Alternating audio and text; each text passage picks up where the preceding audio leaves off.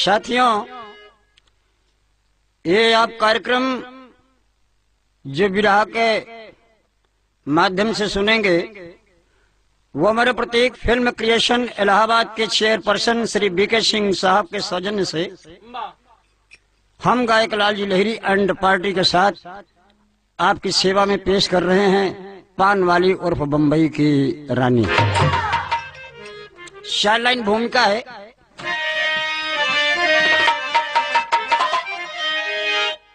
अरे किस जुबान से मैं सतियों का वर्णन करूं, सत्य सतियों का सतयुग से साकार है।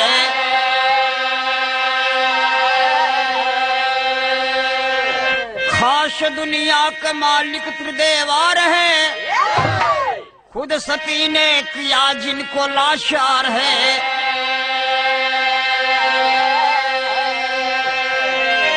गंगा सी धारा बनकर धरा पर बही, स्वच्छ सरिता बनी नर्मदा नार है।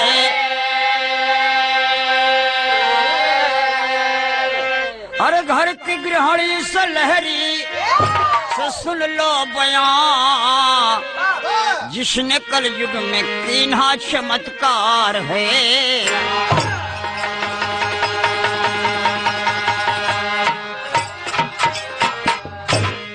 हमारे हिंदुस्तान के माटी से आज महक आ रही है उस सती नारी की कहानी पर एक गजल का टुकड़ा बता रहा है। बहुत शुक्रिया।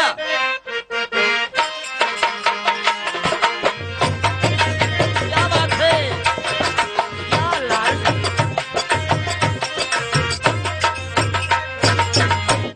कोई प्रेमिका अपने प्रेमी से दहशत खा करके कहती है कि मेरे महबूब मेरे साथ बड़ा काम किया।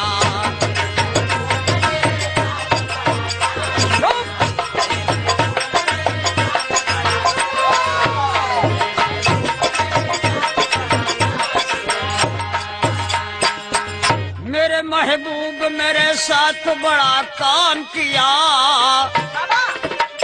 मेरे महबूब मेरे साथ बड़ा काम किया, काम किया, काम किया। प्यार मांगा था, प्यार मांगा था, झोली में गम को डाल दिया। लो बेटा,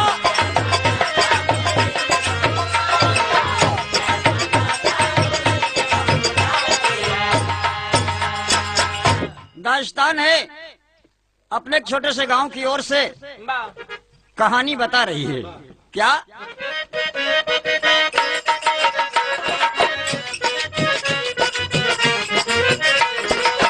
कलयुग में पतिव्रता की बात एक बताता हूँ, कलयुग में पतिव्रता की बात एक बताता हूँ, खास एक पान वाली की कथा सुनाता हूँ।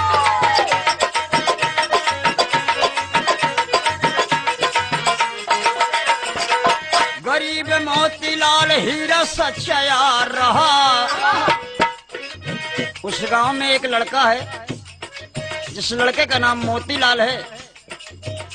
जैसे मैंने बताया है आपको मोतिया नाई के भूत में कि मोती नाम से मोतिया मोतिया पड़ गया।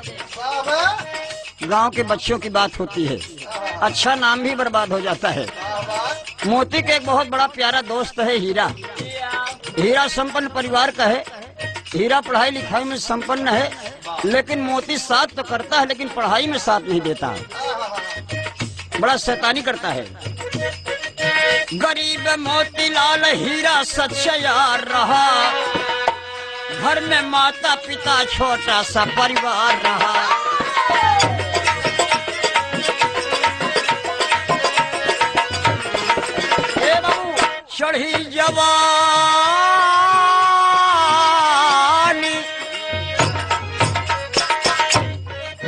चढ़ी जवानी जबकि मोती का विवाह हुआ,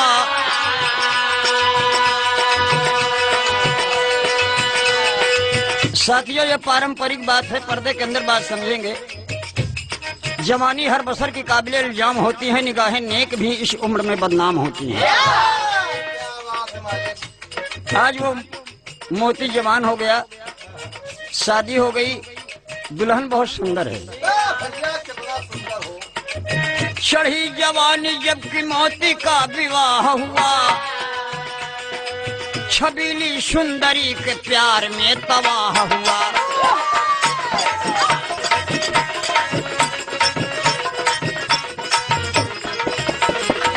जरा बात को समझेंगे। शादी हो गई, दुल्हन सुंदर है, लेकिन घर में माँ बाप एक छोटे से किसान हैं और आगे कोई कमाई का स्रोत नहीं है। वो किसानी से अपने बेटे और पतोहू का पालन करते हैं, लेकिन बेटा कुछ अनबैलेंस है। औरत को देख करके प्यार तो करता है, बैठा रहता है घूंघट पर्दा देखते हुए, लेकिन बाबूजी और की बात नहीं सोचता कि आगे क्या होगा। एक दिन नारी से,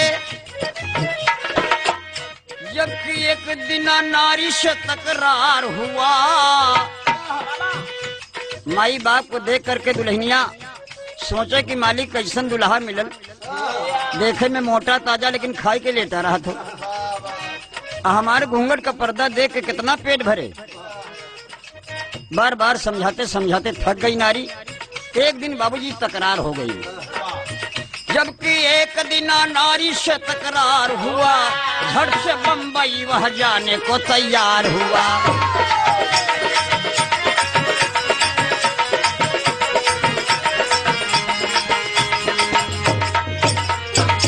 ए बाबू, एक दिन दुल्हन से तकरार हो गया और तकरार बातों बात में इतनी दूर चली गई कि उसका जो दोस्त हीरा था, उसके परिवार के लोग बम्बई में रहते थे और पढ़ा लिखा भी है, वो बम्बई पहुंच गया और बढ़िया एक फैक्ट्री में, जो कि कपड़े की मिल बम्बई में बहुत सी पाई जाती हैं, उसी में काम करते करते उसकी सच्चाई पर उस मिल का मालिक उसे मैनेजर बना दिया। बहुत प्यार करता था और वो बात अपने भाई से बताया था मोती से कि मोती कहीं अगर तकलीफ पड़े तो तू बम्बई चले जाना, क्योंकि वो बम्बई शहर है, बहुत बड़ा शहर, बम्बा देवी का धाम है, हीरे मोती सोने चांदी के रास्ते हैं वहाँ। ए बाबू, जब मेहरारू से तकरार होने लगा तब तो मोतिया का पारा गर्म हो गई, हीरा वाली बात याद आ गई और हीरा का पता भी उसके पास है बम्बई का। अपने मेहरारू से कहते है तई हमके कहा समझ रे, अरे हमारा दोस्त बम्बई में रहा थोड़े, बम्बई में हमसे ज्यादा बात करबे तो हम बम्बई चला जाओ। मेहरारू कहा चला जाता तो हम गंगा नहाए। विराट करके टेरी के भाव बाबूजी ताव में मर्द औरत से एक बात कहा। क्या कहा? हाय हाय हाय कहे अरे मनवा बचायु सुंदरी, अब हम बम्बई जाओ लेकिन तुमका का करेगे बात? अरे ये मनवा बचायु सुंदरी, बनायु बागई नारा सुंदर एक ललनवाई, मनवा बचायु सुंदरी।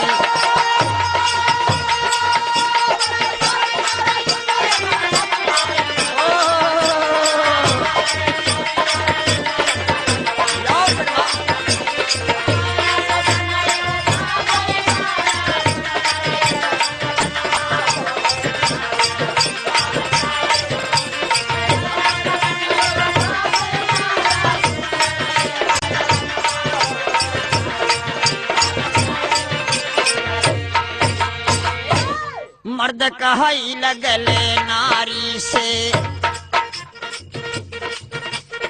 मर्द कहाई लगले नारी से, जाता मैं परदेश सुनो। तीन काम करना है प्यारी, सहना कठिन कलेश सुनो। बागई नारा द्वारे लहरे, यही मेरा आदेश सुनो। कॉलेज के हम बम्बई में जाब, हीरा हमार दोस्त है रे, नौकरी तो लग जाबे करे, लेकिन जो रुपया भेजब वो रुपया का दुरुपयोग न हो। और रुपया से का करे के बाद बगैनारा द्वारे लहरे यही मेरा आदेश सुनो। बेटवा एक पैदा करके तब देना मुझे संदेश सुनो।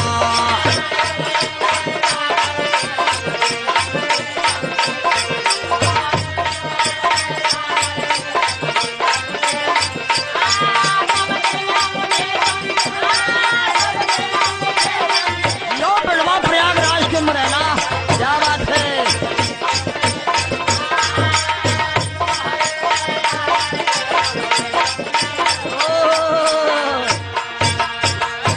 एक लाइन बड़ी मुलायम तर्ज आएगी मास्टर साहब हमारे गांव के। माता बहनें गाती है किसी शुभ अवसर पर कि अमवा कछी कन पाती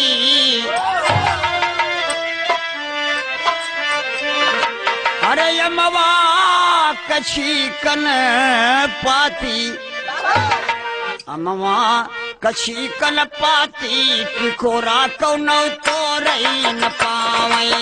अमवा कछी कन पाती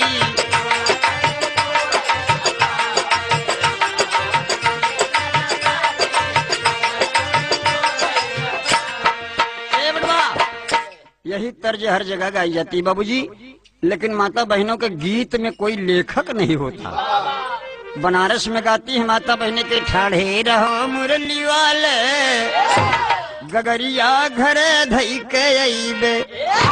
यही गीत मिर्जापुर में गाती हैं कि ठाढ़े गोरी गंगा हिलो रही झुलनिया लई गई मछरिया। आजमगढ़ में गाती हैं कि बलमा के गजब पढ़ैया हमार कान पासा बिकाई गवा। प्रयागराज इलाहाबाद में गाती हैं कि तबई हम गंगा नहाबई घोड़ैया हम लैला राजा। ए बाबू ये तो आप लोगों को मनोरंजन का तर्ज हो। लेकिन मेहरारू वो मोतिया को मेहरारू कलज के है ये जोन मोड़ के जमान हुआ ये हमके डरवाओ था कि बम्बई हम चला जाब। बम्बई जाब तो रुपया भेजब तो रुपया से का हुई बाग इनारा मकान बनी देखी बेटा वो रुपया से हुई। मर्दवा कहले सही तो हमार शर्त बा या तो ये हमार शर्त मंजूर कर या तो आज सी कहना बंद कर।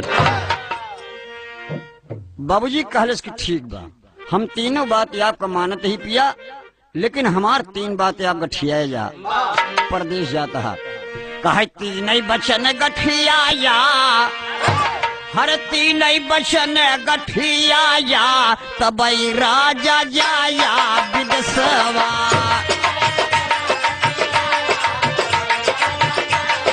बहुत चमत्कार राजान क्या बात है।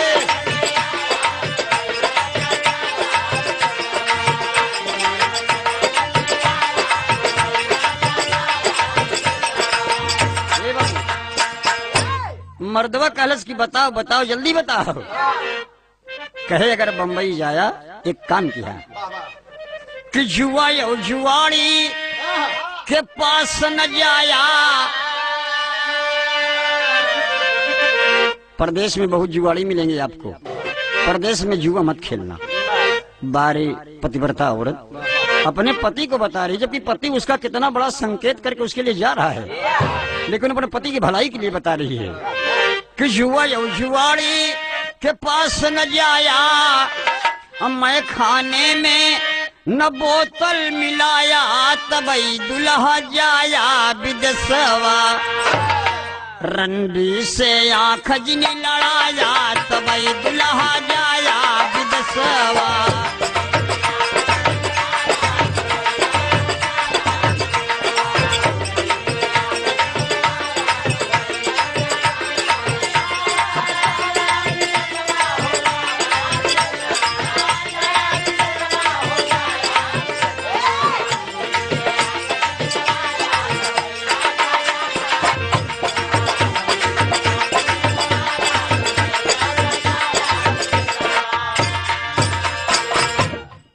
ठीक बा हम तीनों बात तो हार माने तू तीनों बात। ये हमारे प्रत्येक फिल्म क्रिएशन इलाहाबाद के चेयरपर्सन श्री बीके सिंह साहब के बहुत परम साथी और हमारे ईश ये गीत के डायरेक्टर साहब हमारे बी डी शुक्ला जी के बहुत मनपसंद गीत हो। तीन ही वचन गठिया तबई राजा जाया। ए बाबू अब क्या हुआ, परदेशी तैयार हो गया बाबूजी, परदेशी तैयार हो गया। मेहरारू सोचलस कि देखा जात ही कि नहीं। अब नई नई मेहरारू डेहरी के आगे जाए फिर लौटिया हुई, कहा जाई मेहरारू कहा जा कि फिर देखे चलावत है। कुछ दूर जाए झोला टांगे फिर लौटिया हुई, कहा फिर हम सही सही चला जा। मेहरारू कहे भला तू जा तो। बाबूजी गए पहले अपने माई बाप को पैर और छुएन, मोहल्ला हल्ला में मिले न मुखिया दादा जो रहे वो गांव का मुखिया रहा, उनका अन्ना अन्ना कहते रहे, जिससे आज अन्ना साहब एकदम तहलका मचाए हुए हैं, वैसे अन्ना मुखिया साहब गांव के रहन, बड़बार जिम्मेदार रहन भाई, सब लोग मानत रहन। मुखिया के लगे गवा खींच निपोरे पैर और पकड़े कहे दादा जाई, कहें कहाँ भे कहें दादा जाते ही मेहरारू झगड़ा हो कि मुंबई जाते ही जल्दी आओ, कहें जा बेटवा जाता है लेकिन सहूर से रहा। खूब समझाए मुखिया दादा, पैर और पकड़े खूब होकर चुम्बे चाटेन। अब बाबू जी झोला चला, गौना वाले कहेंगे यार सही सही जात बखा। ए बाबू पहुंचा वो नजदीकी स्टेशन पर। देखिए हमारे सीडी कैसेट के माध्यम से अगर बहुत कहानी बताएंगे हम तो जगह नहीं पाएंगे आप, इसलिए हमारे समझने वाले दोस्त मंच पर इसको सुनते हैं। वो स्टेशन पर पहुंचा और स्टेशन पर टिकट कटा करके बाबूजी बम्बई के लिए तैयार हो गया। गाड़ी चली जा रही है, गाड़ी चली जा रही है और दुल्हनिया कहने कि सही सही चला गए। अरे राम हो, हाय हाय हाय, कहे गाड़िया बोलई जियारा मोरा डोला। रात हो गई, रात में लेटी बस सोचत कि गाड़ी चली जात हुई। गड़िया बोलई जियारा मोरा डोलई, पिया मोरा कहिया ले आई ना।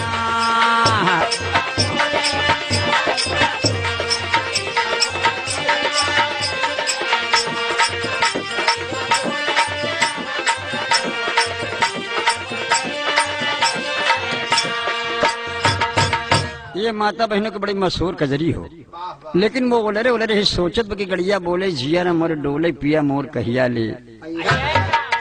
अपनी वो पूरी थतिया पई है, पिया मोर कहिया ले यही हैं। तमाम बातें बाबूजी रात भर में करवट बदल बदल के गाती सुनती रहती है, दर्दिली गीत है। और वह समय पर जब दादर स्टेशन पर गाड़ी पहुंची है बाबूजी, तो अपने हीरा का पता लेकर के बाबूजी ढूंढने लगा। और हीरा का पता ढूंढते ढूंढते जब हीरा की खोली पर पहुंचा, क्योंकि हीरा एक पुराना बढ़िया कारीगर और मैनेजर भी हो चुका था, इसलिए लोग जानते थे। हीरा के पास जब पहुंचा तो हीरा पकड़ के छपटाए लेन, कहीं मोतिया कहीं कसबे, अरे तुम बिना बताए चला कैसे आए, कहें बे हमका कहती है अनपढ़ समझे। ले गए बाबूजी अपनी खोली में, बढ़िया सबसे परिचय कराए अपने मोहल्ला वाले से कि देखा हमारा भाई है, हमारे दोस्त है, मेरे गाँव से आया है। बड़ी इज्जत दिया बाबूजी, लेकिन कहे कि बेस सब तो समझौता करा दिया था, लेकिन हम बहुत गड़बड़ टाइम में आई है। कहन का कहन मेहरारू से ई तकरार करके आई है कि जब तक बेटवा न पैदा करी तब तक घरे जाप।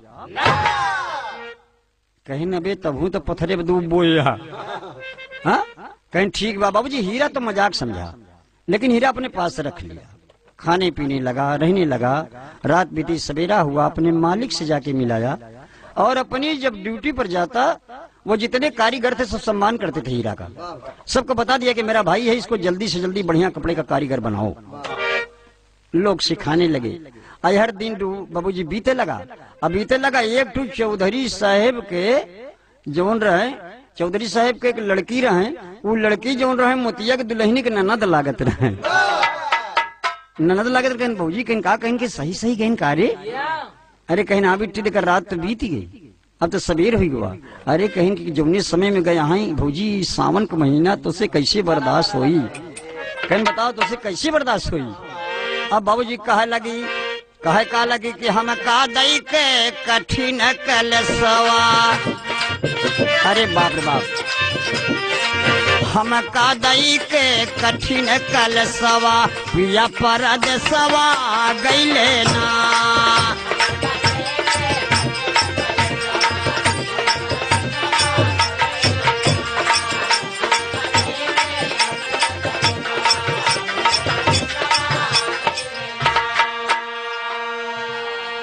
ननदो कैसे बात बताई, ननदिया से समझावत हो कि नंदो सब बात बिट्टी कैसे बताई तुझसे। ननदो कैसे बात बताई, रतिया लागत नाई।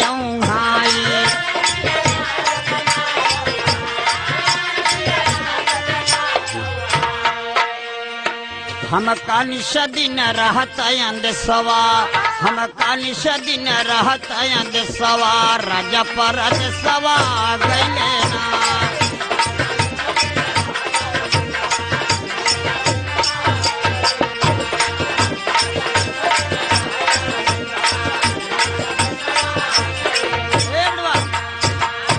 अपनी बात वो बाबूजी कैसे बताई, सारी बात तो बता ले गई, लेकिन कहा कि बेटी एक बात वो कि रुपया पैसा से बागिनारा सब हुई, लेकिन लड़का कैसे हुई। कॉलेज की बहू जी इतना बड़ा तकलीफ, कहे मेरी मजाक की हुई, कहे ना मजाक ना भाई। ए बाबूजी वो हर समय बीतने लगा, गीत आगे बढ़ा, कहानी आगे बढ़ी, और वो मोती धीरे धीरे कुछ दिन में बढ़िया कारीगर हो गया। जब कारीगर हो गया, मालिक भी उसे मानने लगा और हीरा का भी सम्मान देने लगा कि हीरा तुम्हारा भाई बढ़िया है और ईमानदार है, इसे हम रख लेंगे अपनी फैक्ट्री में। ए बाबू जब होकर पहली पगार बनी, जब पहली पगार बनी तो कहे कि भैया हमारे घरे भेज दे बाबू के नाम से चिट्ठी में, रुपया के साथ साथ चिट्ठियों भेज दे और हमें लिख दे कि सब कुशल बा, लेकिन हमारे मेहरारू तीनों बात याद न भूली।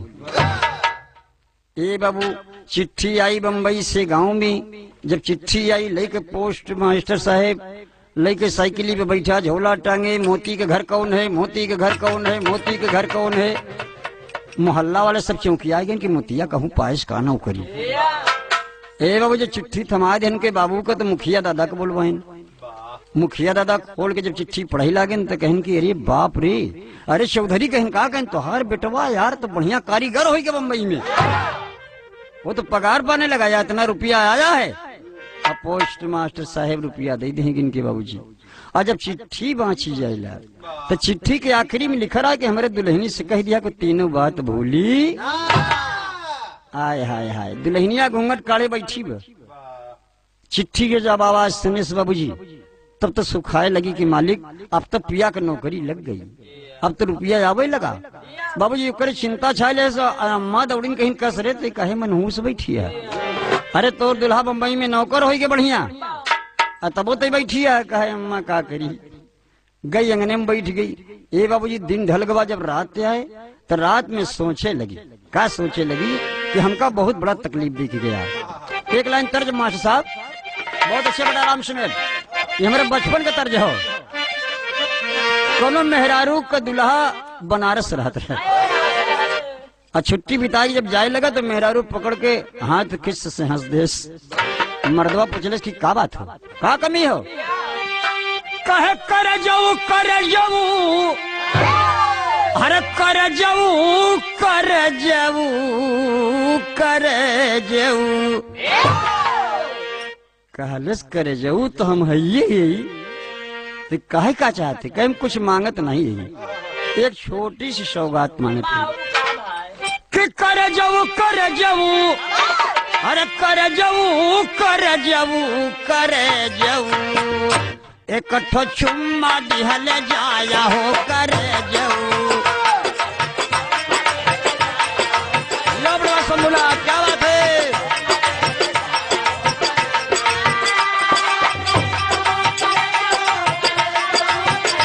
या लाल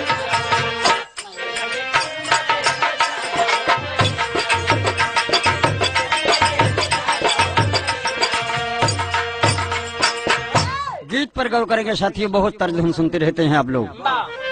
गीत का भाव ये बता रहा है कि रात में बेचारी करवट बदल के सोच रही है, जब उसकी तनख्वाह आ गई घर तब कहे पिया रवू पिया रवू, हर पिया रवू पिया रवू पिया रवू, हमका धोखा दई के गईला हो पिया रवू।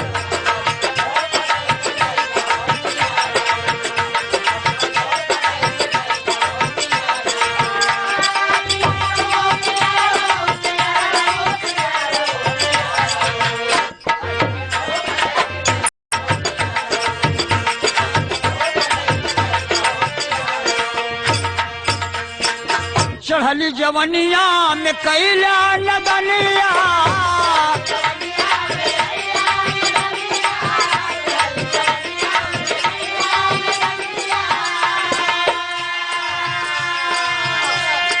और स्वाति पपी हरा के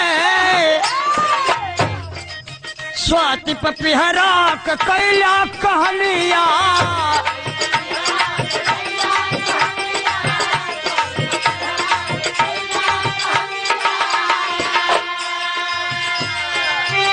अरे कुछ आगे नहीं हमका बतैला है पियरऊ हमका धोखा दई के गईला हो पियरऊ। अरे बाप रे, करवट से वो करवट बदल के रोते रोते सवेरा कर दिया नारी, लेकिन साहस से काम ले रही है। बारे हमारे हिंदुस्तान की नारी सोचती है कि मालिक पैसा तो आ रहा है, मैं कैसे इस दुनिया में अपना नाम प्रकट करूं कि जब तक प्रलय न हो तब तक मेरा नाम रहे। मनुष्य का तन बार बार नहीं मिलता। अगर मैं पतिव्रता हूं तो इस बात को दुनिया जाने। समय बीतता गया बाबूजी, और तनख्वाह बराबर आ रही है। औरत अपने काम में लग गई। बाबूजी जगत बनवा दिया बढ़िया, बगीचा लगवा दिया बढ़िया, मकान भी टेंटमेंट करवा दिया। धीरे धीरे बाबूजी 5 साल का दिन बीत गया, 6वां साल लगा है। खत आता है बार बार, लेकिन ये नहीं खत आता कि मैं कब घर आऊंगा। और जब कभी उसमें लिखा हुआ पाती है वो कब आऊंगा घर, जब एक लड़का पैदा होगा। बहुत कसकत बा ये बाबूजी। धीरे धीरे बाबूजी बताया हमारे बुजुर्गों ने, हमारे गांव की बात है, हमारे गुरु महाराज जी बताए कि 12 साल बेटा दिन बीत गया, लेकिन वो परदेसी घर नहीं आया। रुपया बराबर भेज रहा है। और जब 12 साल बीत गया तब तो दुल्हन उदास होने लगी। एक दिन बहाना करके और मेला का बहाना करके बाबूजी जाती है औरतों के साथ। जब गंगा घाट पर स्नान करने के लिए तो माता बहनें गीत गाते हुए जाती हैं, और झोला में वो रुपया और परदेसी के पता ले के खत, और धीरे धीरे बहाने से जाती है गंगा किनारे पर।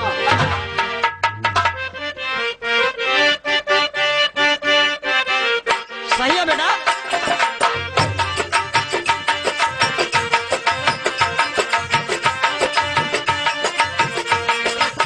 बेटा यही बात उस्तरे राम सुमेर मास्टर साहब बजा रहे हैं कि माता बहने मेला में अक्सर ये गीत गाती हैं। हाय हाय हाय हाय हरे उड़ते चिड़ैया काहे मारा बेईमन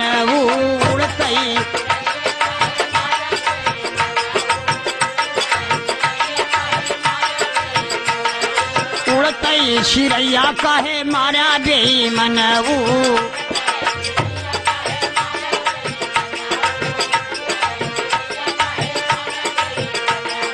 बाबू साहब। कहीं कोठा पे मारा या टारी पे मारा,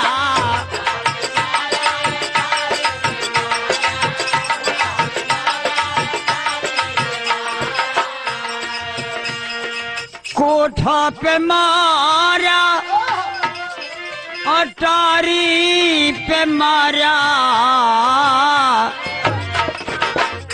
अरे खिड़की के बीच का है मारा बेईमान।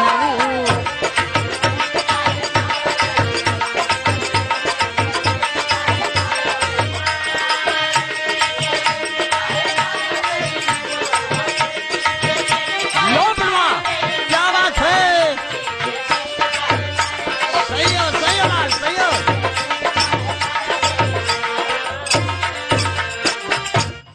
आगे बात इतना दूर बढ़ गई कि वो मेहरारू जो खत आवत रहे परदेशी के, वो खत लेकर के रुपया पैसा लेकर के झोला में एक कपड़ा लेकर के अपन एक सेट, वो सबके बहाने सब स्नान करने जाती है। लेकिन वो स्नान करने के बहाने जाती है अपने नजदीकी स्टेशन पर, रेलवे स्टेशन पर जाकर के इधर उधर देखती है बाबूजी।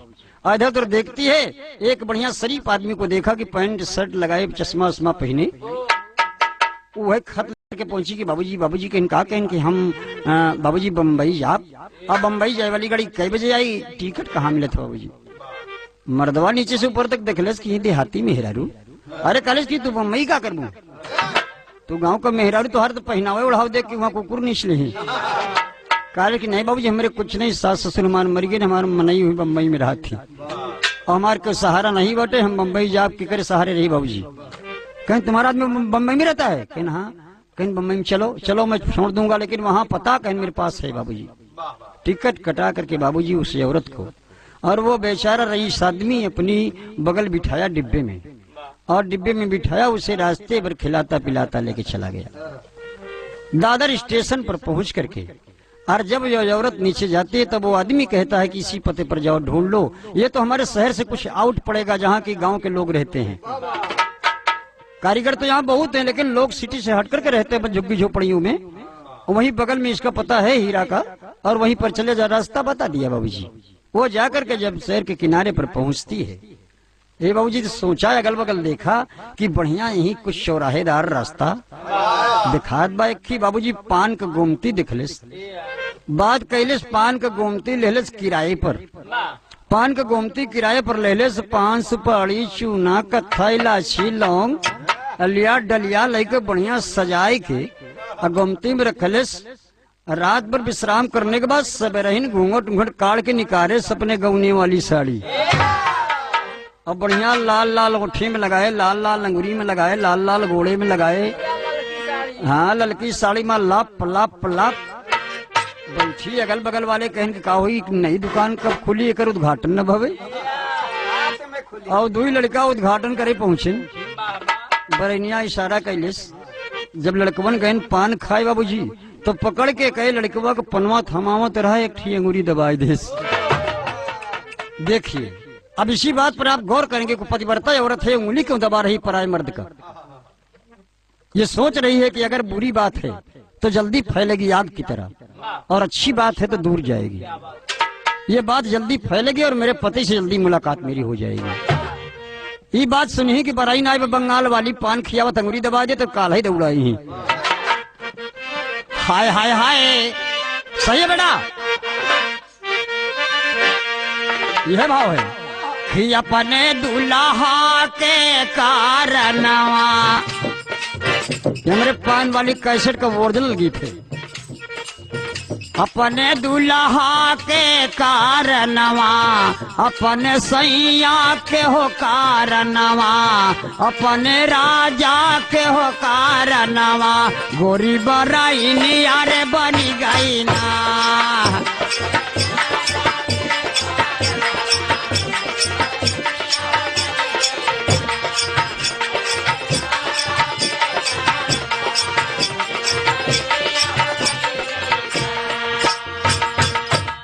शोहरत फैले लगी, जहाँ रही परदेसी सजनवा, सज के बैठी नार।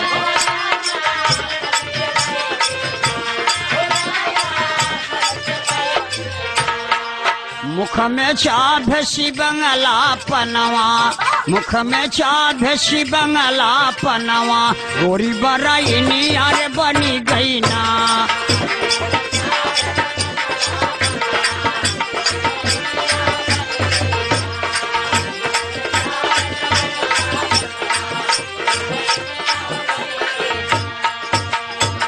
बाबू खूब बढ़िया श्रृंगार के लिए बा, अजहिन पान खाया बंगुरी दबाई दे बा। एक दिना उनकर दोस्त हीरा हर पान वाली अपने गुमतिया में खिलड़का से लिखा के टंगवाई देस। जब शोहरत बढ़त देखिस तो लिखवाई देस की बचवाई ही में लिख दे इसके पान वाली, और लड़कवा रहा पढ़ा लिखा निचवा लिख दे बम्बई की रानी। पान वाली उर्फ बम्बई की, जे बोर्ड पढ़ाई वही पान खा जाए, पान खा जाए तो और मजा पाओ। जब पान पकड़ावे लगे तो अंगूरी दबाई दे। एक दिन ओकर दोस्त हीरा मैनेजर साहब पान खाए गए, जब अंगूरी दबाए तो मुंह बाए खड़े रह गए। कहने यार इसका मतलब क्या है, 2-4 नोटे बताए, कहने कर आदत ऐसी पड़ी लीजिए। ए बाबू वो गए हीरा परदेसिया से बताए नुकरे दुल्हा से। देखिए मेरा बिरहा एकदम मध्य में आ गया। परदेसिया से बताएंगे परदेसिया की मेहरारू आए बे, और बहुत बढ़िया मेहरारू बा, जे पान खाए जात बोकर अंगुरी दबा देत बा। अवहर जब रात न लौटी 2 रात न लौटी, माई कैसे बताओ अम्मा। बुढ़ऊ से कहन की का हो, कहन कहन नहाएगी वो तो गड़बड़ाएगी। कहन काब कहन दुल्हन आए न 12 साल हो गए, देवी गाड़ू कमाए वो बम्बई, हमका जनात वो कहूँ भाग गए। कहीं 2-4 दिन और इंतजार कैला।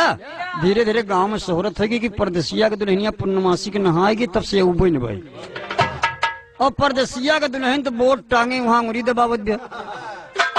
हीरा जब परदेसी से बता, परदेसी कहीं चल दिखाओगे। एक दिन सब रहन परदेसिया के लिया के हीरा चल दे। अब बाबूजी दुल्हन पहुंच के बम्बा देवी के माथा टेके कि माई ये तोहार नगरी है, तोहरे नगरी में एक अभागन आई बा। अगर माई हमरे पति से मिलाए देबू, यह तो हम मांगन मांगत थी। पति से मिलाए देबू तो हम तोहरे द्वारे पर माई नरियर चुंदरी चढ़ाऊ। बहू अब आपका नाम रही माई मनावत बा। अवहर से परदेसी और हीरा पान खाए बरे। मामला गंभीर में दुल्हन की नजर पड़ गई। लाइन वाले से बड़ी लाइन लगी वो बढ़िया। कैसे भैया इसके बगल हो जा, हमारे पुरान गाह का बताएं। हाय हाय हाय तनैना का जरा मार सी नजरा। ए बड़वा कितना बढ़िया सजी बाब रही। झूमर का लाइन हमारे बिरहा में। नैना कजरा मार सी नजरा, गजरा गर में महकाइलिन। पायल छागल छम छम बाजल, फुफुनी परुमाल झुलाइलिन। सुंदरी झंझरी तन पे लहरी। हे विद्या मास्टर, सुंदरी झंझरी तन पे लहरी। अंगूरी मुनरी ससकाइलिन। आवत देखिन जब दुल्हा का, आवत देखिन जब दुल्हा का बीता भगुट सरकाइले।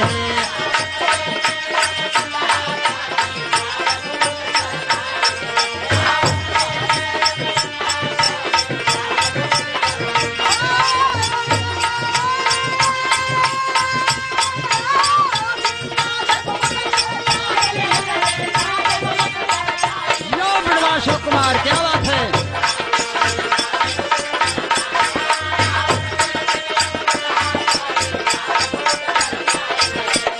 अरे अरे वो लाइन में एक से एक बड़ा बड़ा मनाई लगा है। डॉक्टर साहेब, वकील साहेब, अंगुरी दबवाई बरे मास्टर साहेब, और जितना अगल बगल के बढ़िया जानकार आदमी के का नहीं नीक लागत।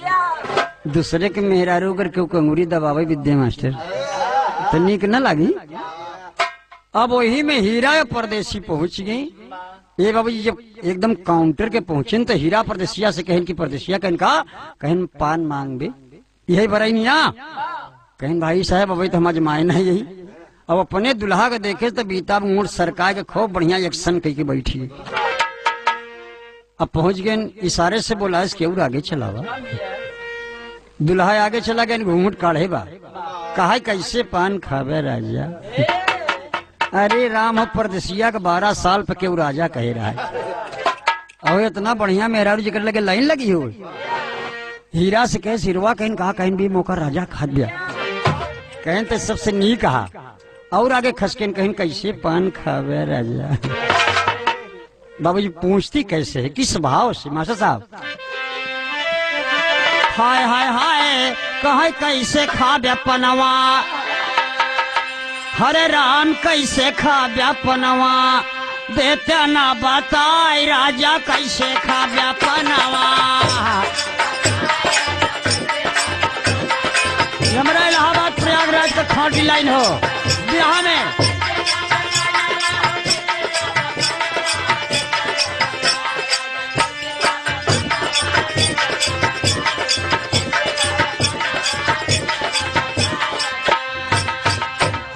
लड़का बेटवा राजा हरा हमारे बिरहा के लाइन होश में हो जावा। एकदम तैयारी पर रहा। लड़कपन खेल में खोया, जवानी नींद में सोया, बुढ़ापे में तो क्यों रोया। यही रिश्ता पुराना है बेटा सजन रे, झूठ मत बोलो खुदा के। ए बाबू पूछे लगी कहा डमरू का केर कहा बंगला खियाई हो।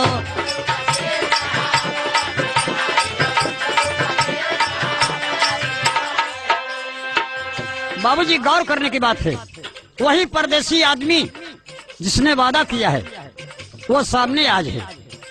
मेहरारू पूछत बा कि कैसे पान खावे राजा। डामरू कहन हूँ, कहन काकेर कहन हूँ, कहन कपूरी कहन हूँ, कहन बंगला कहन हूँ, केसरिया हूँ, कहन महोबिया कहन हूँ। मेहरारू कह कहाँ के रहाई वाले है, इतना रंग पान बा तोरे मन के न बा। हीरा कहन सले लंठ, कह दे महोबिया पान खा, जो ने जाने की महोबा का पान खाए बा, महोबा के जवान है। बतावे लगी कहा डमारू का केर कहा बंगला खियाई हो।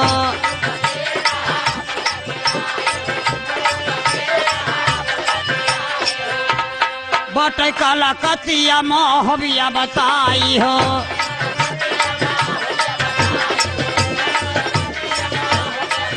अरे जैन रंग का बोला वैसे दे हम लगाए राजा कैसे खावे पनावा।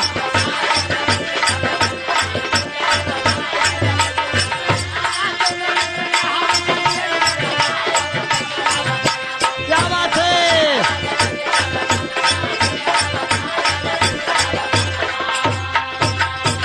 अरे राजा कहते ही मान तो बरदसिया उछरा ही लगा। अरे राम और डांस करे लगा। हिरवा मुकर राजा कहत बे, अरे कहन बे तो सबसे नीक लागत हा। कहन बे का बताई, कहन कह दे महोबिया पान खाब, सारे जने जाने हीरे महोबा का गुंडा है। कहन महोबिया पान लगावा। दुल्हन बाबूजी पान लगाए कि जब अपने दुल्हा को पकड़ावे लगी, पकड़ावे लगी और दुल्हा जब पकड़ावे लगी तो दुल्हा को अपने अंगूरी दबाए दे, दबाए मास्टर। हाँ वो उनकर हीरा का नहीं दबाए रही। और जब पकड़ के अंगूरी दबाए दे तब तो परदेसिया कहे हिरवा कहन का कहन सारी मुकुर अंगूरी दबाए दिया। कहन तब वह पनवा थमाई दी अंगूरी या दबाई और लागई परदेसिया के लाग उहाई। 440 वोल्ट का करंट तैयार। वह घूंघटा उठाए, एक खतरा जरूर हुई। अब तो राजा कह रहा है अब अंगूरी दबाए रहा है। और जब पान दबाएन मुहे में तो तनी के घूंघट उठाए के अरज के आंखी हुए दिखाने कई काजर लगाए तिरछा। वह घूंघटा उठाए और दी है सखी दबाए राजा कैसे खावे पनावा। अब मामला गंभीर बा।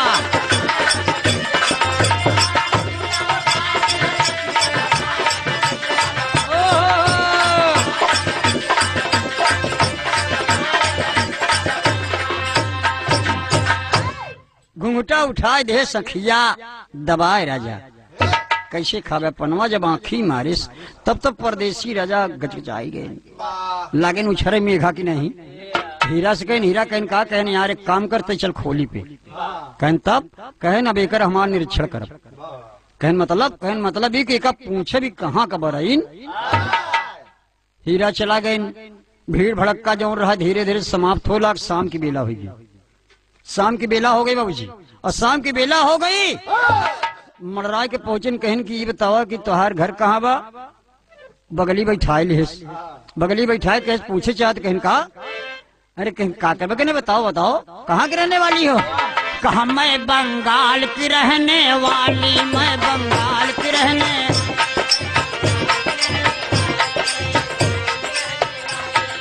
आई हूँ बम्बई शहर में कहते हैं पान वाली। मैं बंगाल की रहने, मैं बंगाल की रहने।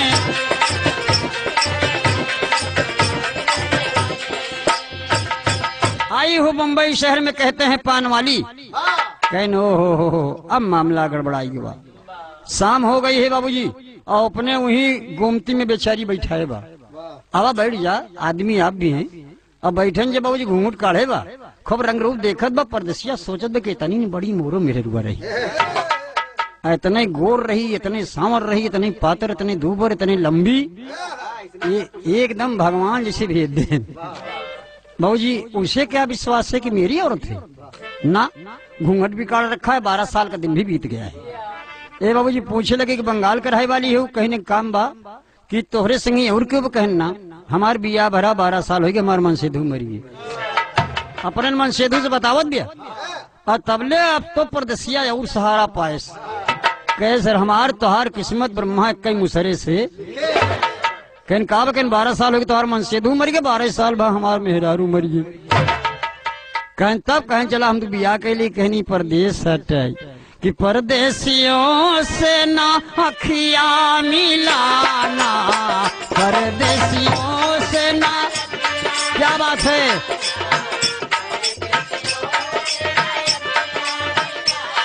ओ परदेसियों को है, परदेसियों को है एक दिन जाना। कैसी ई परदेश हो, परदेसियों से ना अखिया मिलाना। हम ही गाना बाजा में सुनते रहे। परदेसी कहन मैं वो परदेसी नहीं हूँ, तुम विश्वास करो मेरा। कहन कैसे बियाह करबे बताओ। और हीरा सोचन की सरवा पूछे में फंसते नहीं गए। हीरा खोली पर खाना वाना बना जो होता है। और परदेसिया काफी देर हो गई, पूछते पूछते दोनों की बात आगे बढ़ गई। बाबूजी यहाँ तक बात आ गई कि दोनों को पति पत्नी के अपन खराबी आएगी तो दोनों बियाह कर ले।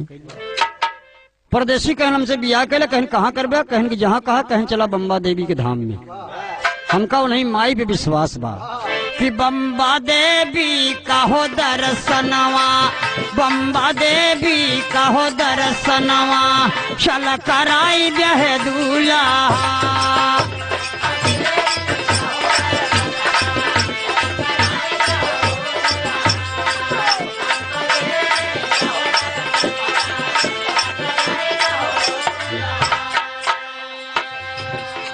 जहाँ पावन माँ का नगरिया, सोने चांदी के बनल डगरिया।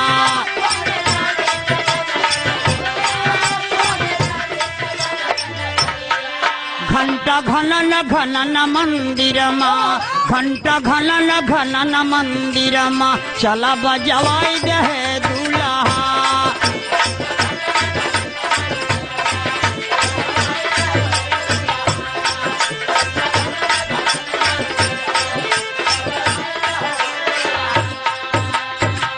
बाबूजी शादी तय। कहने बड़ी अच्छी बात बा। रात बिताए, कहने काम करा हम भोरहन जाब अपनी खोली पर कुछ पैसा वैसा के इंतजाम कैले। भोरहन पहुंचा बाबूजी हीरा से कहे जगायश की हिरवा। कहन का कहने भाई पैसा वैसा दे कुछ। कहन का कहन की हमारो ओकर बरेनिया के शादी बा। कहन मामला साले बढ़ा दिए तो उन घरा वाले मेहरुआ। कहन बैग चूतिया सारे घरे के देखत बा। कहन तब कहन सवेरे जा भाई साहब दे जल्दी भोर होत बा। लगाए लकड़ी पैसा वैसा लेके आए, टैक्सी रिजर्व कह के बम्बा देवी के धाम में पहुंच गए। वो इस दोनों बम्बई पहुंच गए और वो बेचारी वो दुल्हन माथा टेक दिया कि हे माई एक दुखियारी तोहरे दुआरे आई बा कि महतारी हो महतारी, महतारी हो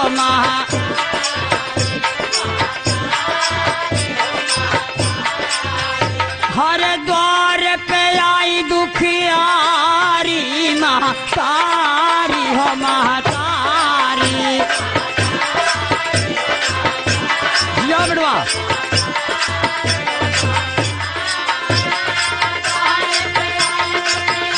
यो बेटवा इलाहाबाद के मुरेला, क्या बात है।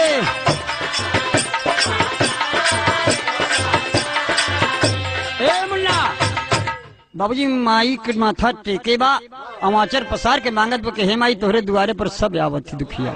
क्यों को बिटिया बेटवा दिहू, क्यों को धन दिहू, क्यों को दौलत दिहू, सब का देह हो। माई हम एक दुखियारी नहीं, हमारे एक ऐतिहासिक कहानी बनी। माई हमारे पति से मुलाकात तो हो गई, लेकिन ये नहीं कि लड़का हमका दई दे बस। आई इनका मालूम न हो कि हमारा लड़का यह हमका बुद्धि दे माई। ए बाबू माथा टेक के जब खड़ी भय तो परदेसिया दूठी बड़ा बड़ा गजरा ले बियाह करे बरे खड़ा। मेरा रूप पूछे कि कस तू माई के दर्शन नहीं किया। कहने हो ही गए, एक जने दर्शन हो गए, लाई माला पहना हमका पहना हुआ बियाह हो। कहने इतना जल्दी आन हो तो जा। अरे तू यहाँ धाम में आई के माई के माथा न टेका लेके गजरा टहराता बियाह है बरे। कहने हो गया भाई। ए बाबू दर्शन उसन कही के गजरा कहने झोला में धैला। बाबूजी वहां से पहुंचे घूमते हुए बम्बई शहर, इधर उधर करते शाम हो गई। और आए जब अपनी खोली पर, जब अपनी खोली पर टैक्सी वाले को पैसा दिया, टैक्सी वाला चला गया। और जब खोली में बैठे तो माला झुरात बसार झोला में। दुल्हनिया कहन सुना एक शर्त और बा। कहन का कहन देखा तू मनसेधु को जाती है बम्बई शहर, बिहान आए साराम कह के और एक दो तो हम का करब कहन तब कहे न कि पैसा रखे ही तो के दू जगह दाग दे जो ने हमार तोहार व्यवहार सब दिन परदेसिया का फंसाए पास बानी चढ़ाए डेढ़ सारा। बाबूजी कहे वो कैसे होई अंगीठी पे तावा रख के लाल कैरस पैसा आकाश ऐसे लेट जा एक ठी पीछे पुट्ठा बधाई दी एक ठी तोहरे गर्दने बधाई दी ए बाबू जब पैसा लाल हो लाख परदेसिया कहे सार इतना खर्च कीन बियाह न कीन तो नाश हुई आज जब वही करिहाई पे चिमटा से उठाए के पैसा लाल रखे लाल तो परमात्मा के याद के इसकी मालिक हमका क्षमा किया मर्द के आगे न छुआ चाहिए जब तक ये आत्मा रहे लेकिन हम मजबूरी में करते कि बिहार ने डांट जही कि हमारा लड़का हाय हाय हाय कि हमारे पाजेब राजा ही राज लड़ाई जा क्या बात है बेटा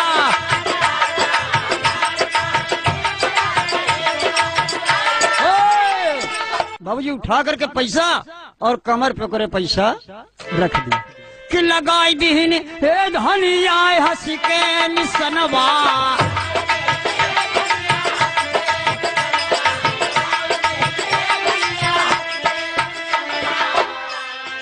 दुनिया में पतिव्रता बन के करनवा लगाई दीन हे धनिया दी के निसनवा।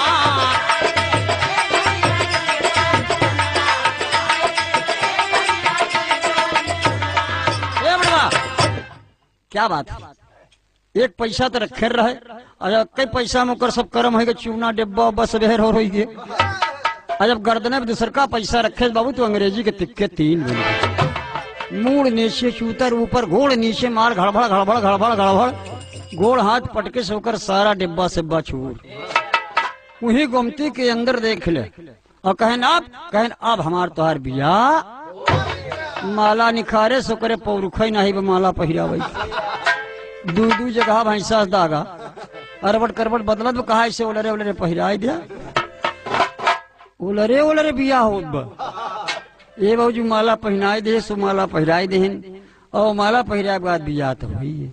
अब गौर करेंगे साथियों और कहानी आगे बढ़ेगी दोनों के जब बिया हो ही गए औरत मर्द बन गए पर्दे के अंदर बात समझेंगे आप हर इंसान को मालिक ने मर्द और औरत बनाया है अगर मर्द को औरत के साथ न बनाया होता तो मर्द पागल होकर मर जाता उसी के सहारे पर जीता है और समय भी मेरा बहुत नजदीक आता चला जा रहा है क्षमा करना कैसेट के माध्यम से। और जब शादी हो गई धीरे धीरे समय बीतने लगा एक दिन बाबूजी उसके पेट में गर्भ आ गया बच्चा आ गया पेट में और जब बच्चा आ गया तब कह कि सुना अपने मन सेधु से बताया रहा कि रात में आवा करा सवेरे ही चला जावा करा क्यों जाना ही ना कि बरैनिया बियाह के हेबा रात में आवा सवेरे ही चला जाए रात में आवा सवेरे चला जाए और वही अंदर उनके गर्भ रही है 1 महीना 2 महीना 3 महीना जब 3 महीना बीता मेहरारू को विश्वास है कि परमात्मा हमार एक दिन सवेरे ही लगाए ताला गुमती में और उठाए सावन उब्बक दुब्बक दादर स्टेशन पहुंची स्टेशन पर टिकट कटा के गाड़ी के इंतजार कर ला परदेसिया अपनी ड्यूटी पर वो अपन चलावत ब मशीन आई अपन गाड़ी के इंतजार कर जब गाड़ी आए टिकट कटाए रहे गाड़ी पे बैठी अपने घर चल दिया। अब यार बड़ी हल्ला बा बाबूजी अपने गांव के स्टेशन पर आई अपने गांव के स्टेशन पर आई तो अपने ससुराल नहीं जाती है बड़ी बारीक लाइन है अपने ससुराल नहीं जाती वो लड़की अपने मायके में जाती है। आज अपने मतारी को देखा छपट कर रोने लगी माई कहीं की बिटिया तो मेला से हेराई के रहो कहीं माई हमार बात के जान न पावे गांव देश हम अपने दुल्हा के पास गए रहे अगर तुमका पैदा कहे तो तब तक भेद न बताओ जब तक हमारे बेटवा पैदा न हो माई बाप जाने ये बाबू रहने लगी जाने की तो गांव देश जान गए लेकिन सभी मुही मुहा हो कि कहो फलाने की बिटिया नहीं हरवा में कह रहा था और हर परदेसिया जब खोली पर से आए देखे बड़का अलीगढ़ वाला ताला लटकत वह धाई के कुछ देर क्या बात है वो लगा उसके का मार्ग कितना कुटिल मार्ग है इसके बाजों के इतिहास न्यार आ गया इसके में इंद्र गौतम के दुश्मन बने जब अहिल्या का पानी उतारा गया वो पकड़ के लटका गवा हिरवा कैसे हिरवा कहन कस कहन बस बेस ऐसे उखी के बाबू और यह हर करीब दिन है वो समय आ गई जब उस दुल्हनिया के परदेसिया के दुल्हनिया के बच्चा नैहरे में पैदा भा ये बाबू सोहर गावे बजाय के कहा दुनिया कहा ये बताया गाड़े के बिटिया नैहरे में लड़किया हुआ होती है क्यों कहा कर मन से धुआ बम्बई रहा था वही न भर। हे बाबू तरह तरह के बाद तब महतारी अपने बिटिया का लई के बाबूजी अपने मन सेधु को लई के जात होकर ससुराल। ससुराल जा तो बोलावत हुए अन्ना मुखिया बाबू के बोलौआ भग देखा या थाती लेके परदेसिया के आई गई। बाबूजी बड़ी गड़बड़ाहट भाई। वही बाबू लिख के भेजन तार, बाबू लिख के भेजन तार, तोहरी अम्मा बहुत बीमार, मुहवा होई देखई कायावा मोर लला नवा हो। मनवा बचायु सुंदरी, यहाँ पर जगह नहीं बचत बा मास्टर साहब। ए बाबू और यहर पंचायत खूब जमी बा, और चिट्ठी गई कि बेटवा तोहरे अम्मा की तबीयत खराब बा। हीरा जबरदस्ती परदेसिया को घर भेजा। कहा बाबूजी हम नहीं जाएंगे, औरत से वादा है। कहा अबे तेरी अम्मा की तबीयत खराब है चलो। टिकट कटा के गाड़ी पर बैठा दिया, बढ़िया बेल बाटम बढ़िया पैंट। अब तो बम्बई के बाबू हैं। और हर बाबूजी लड़का ले गोदी में बेचारी तड़पत में कहने का भगाओ यहाँ से दुआरे से। मुखिया अपने घरे रख ले, एक दिन 2 दिन 3 दिन कहें, जब तक परदेसिया न आई तब तक की लड़की के जाए।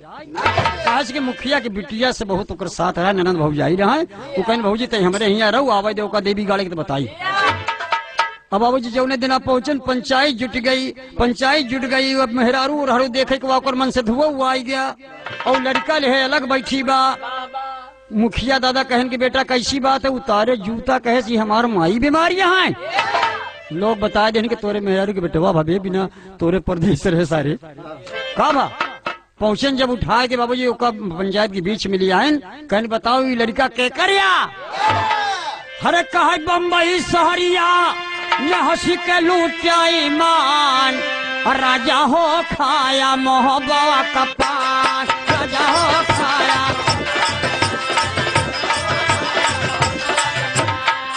हरे राजा हो खाया मोहब्बा का पान। बेटौना को करने नदिया ले ले मुखिया दादा के बिटिया और दौड़ के घोड़े पर गिरे तब बूट पहने ओकरे माथे पर मारे चला जाता। परदेसी राजा तब तो पंचायत गड़बड़ाएगी कि भाई कैसे मामला हो, कुछ समझ में नहीं आवत बा।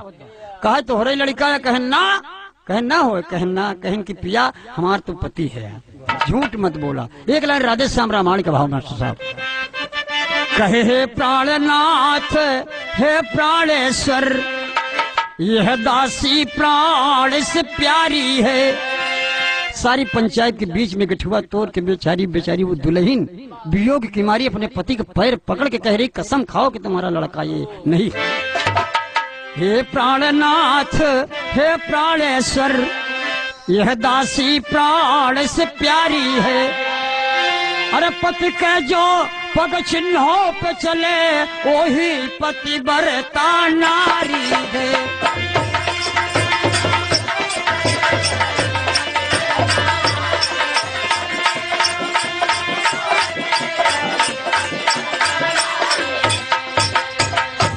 पतिव्रता की सच्चाई पर विश्वास करत जग सारा है। सरपंच पंच के बीच पिया कह दो यह लाल हमारा है।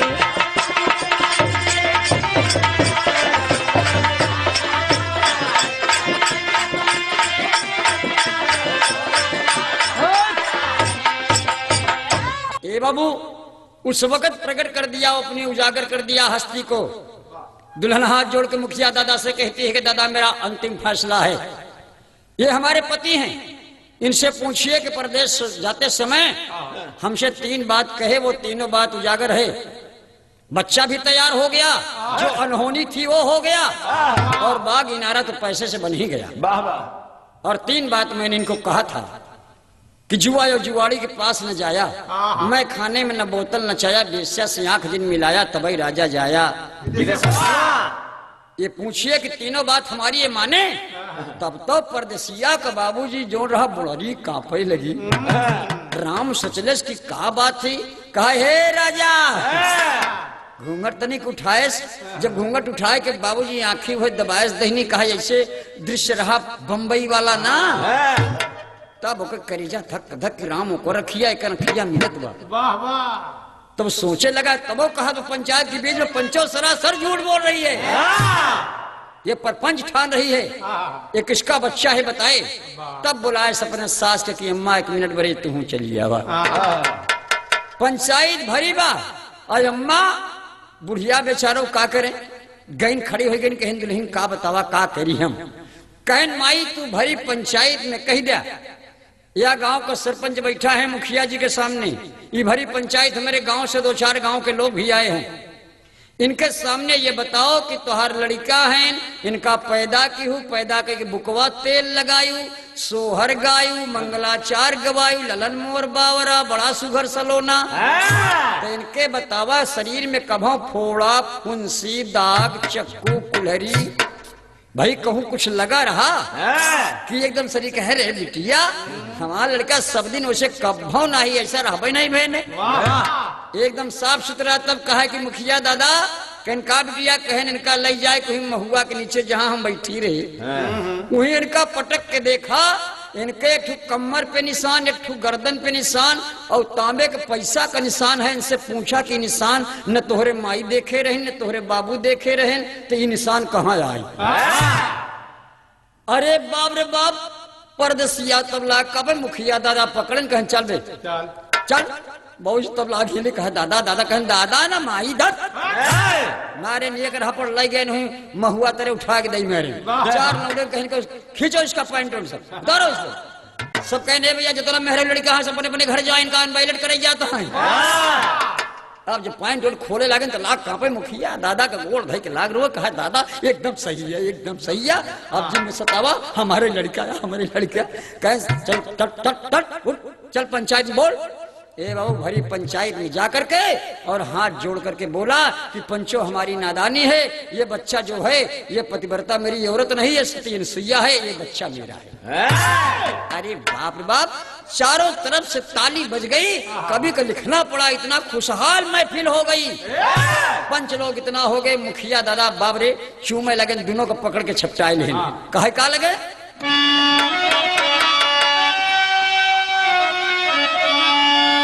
पतिव्रता की सच्चाई पर हर दीवानी सज गई,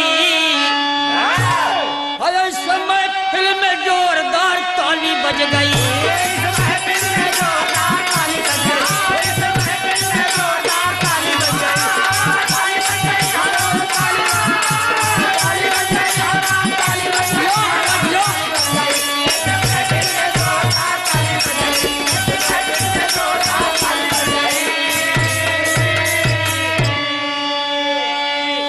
पतिव्रता की सच्चाई पर दिवाली सज गई, जगमग हो गई पंचायत, और ऐसे महफिल में जोरदार ताली बज गई। बाबूजी जब ताली बज गई तब वो पतिव्रता बाबूजी बैठ गई, अपने पति के पकड़ के पांव छूने लगी कि पिया जो मुझसे भूल चूक हुई हो उसको माफ करना, मैंने आपको अग्नि से दागा उसे मुझे क्षमा करना। तब बाबूजी मुतिया के आंख में आंसू आ गया, दौड़ के अपनी पतिव्रता औरत को गोद में भर लिया, गोद में भर के कहता क्या है, देख के नर नारी बाबू दांते के नीचे अंगूरी लिया दबाई, मुतिया दौड़ के दुल्हन का गोदी मां लिया उठाई, कि पतिव्रता की सच्चाई कि तब दिवाली सज गई, और इस समय फिल्म जोरदार ताली बज गई।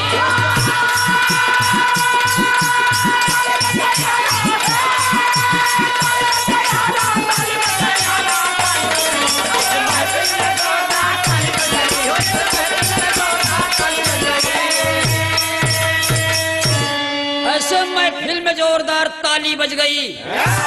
ए बाबू गाना तो मेरा आखिर हो गया, अब आप समझें कि पतिव्रता की सच्चाई, उस पान वाली की सच्चाई कितना रंग लाई। हमारे हिंदुस्तान की माता बहनों को चाहिए कि अपने पति की बात को अमल करें, अगर वो पतिव्रता है तो।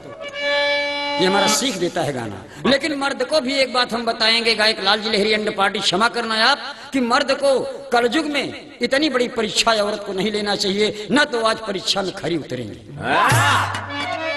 दुल्हन को बाबूजी ले जा करके सारी गांव की औरतें, मुखिया की बिटिया, मुखिया दादा पीछे सज गई जिसे बारात लौट के आवत बा। माला फूल बाबूजी पड़े लगा, अच्छत पड़े लगा और दुल्हनिया के बाबूजी ले जाए लगिन। बाबूजी माता बहने फिर गावे लगिन कि नवा खपड़े लवा छवाव रे, अरे नवा खपड़े लवा छवाव रे, नए घर दुल्हनी आईन। पारंपरिक गाना गाती हैं माता बहनी। ये बाबूजी सजा करके ले जा रही हैं, जैसे कि वहाँ बारात जाने पर लोग गाते हैं, स्वागत करती हैं माता बहने। पहले बारात आई गई बा, अदेवर घोड़ा से जात बा, ससुर हाथी पे चढ़ा बा। क्या गाती हैं? मंगल गाती है ना कि जलसा होई निकला गई दुआरे पाई, जलसा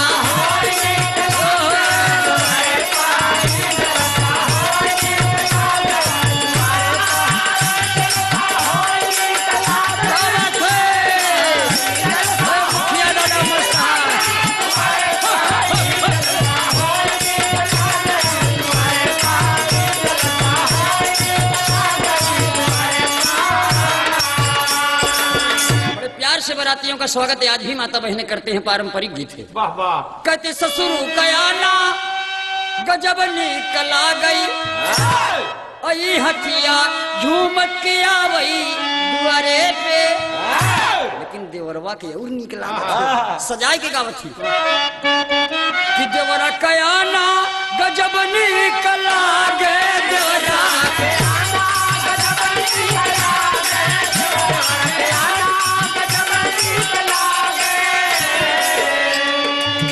घोड़ावा, अरे ही घोड़ावा कहाँ ही घोड़ावा नाचत किया वही दुआरे पे, घोड़ावा नाचत किया वही दुआरे पे, घोड़ावा नाचत किया वही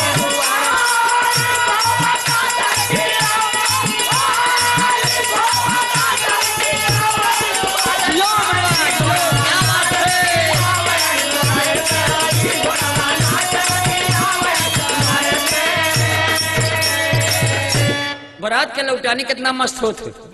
आज परदेशी के दुल्हन के, मोतिया के दुल्हनी के गांव का माता बहने, बुढ़िया जवान बहू बेटियां सब कितना इज्जत कर रही हैं, माला फूल चढ़ा चढ़ा के। और धीरे धीरे धीरे धीरे जब घर के अंदर ले जाती हैं तो गाती हैं माता बहन नवा खपड़े लवा छवाव रे, नए घर दुल्हनी आई। कहा करे भौजी ते हिराई गिरे मेला में। कितना मजाक करते हैं ननद ननद बड़ा बढ़िया कि भौजी हमने तनी बड़ी हिम्मत एक बम्बई कैसे गऊ। ले गए नंगने तक बैठाए बाबूजी हाल चाल पूछे लगिन। और परदेसिया बाबूजी जाए के सब संगी साथी के लगे बैठा बा। मुखिया दादा से कहे दादा कहीं का कहीं मुँह से बड़ी गलती हुई है। कहन काबे तय जात की हम उसने बताया कि मेहरारू कैसे कह के गया ही। कहा मीठा मीठा भतवा चभाव रे नए घरे स्वागत हुआ बाबूजी। उस पतिव्रता की सच्चाई का आज हमारे बुजुर्गों का लिखा हुआ गीत, हमारे दादा लोगों का गीत लिखा हुआ आज समाज में हमें सीडी के माध्यम से पेश करना पड़ा, जो कि मैंने 25 साल के पहले ऑडियो कैसेट में दिया था। आप लोगों को पसंद आएगी तो मेरे नंबर पर फोन करना जरूर। इलाहाबाद, प्रतापगढ़, जौनपुर, बनारस, बलिया, आरा, मिर्जापुर, छपरा जितना लोग हैं हमारे वो हमें फोन करेंगे। मुंबई, गुजरात, दिल्ली तक कैसेट आपको मिलेगी। कहना है आखिरी में लालजी लहरी का प्रणाम पहुँचते हुए गुरु घराने के साथ एक बात बताएंगे कि गुरु भोला भय स्वर्ग के वासी अब आभा करे पुकार। कथन किया गुरु दया राम, गुरु ननकु राम का प्यार। अरे ये मना बचायु सुंदरी कि लहरी लाल जी चूम पंचन का चरणवा, मना बचायु सुंदरी।